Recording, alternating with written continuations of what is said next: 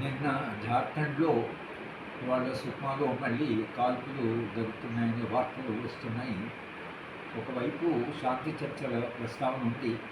దేశవ్యాప్తంగా శాంతి చర్చల మీద చర్చ జరుగుతున్న సందర్భంలో ప్రభుత్వము కొంతైనా నియంత్రణ తాను ఒక కంట్రోల్, రిస్ట్రెయింట్ పాటిస్తే బాగుండేది. తాను ఏమాత్రము పరిస్థితులను చేయకుండా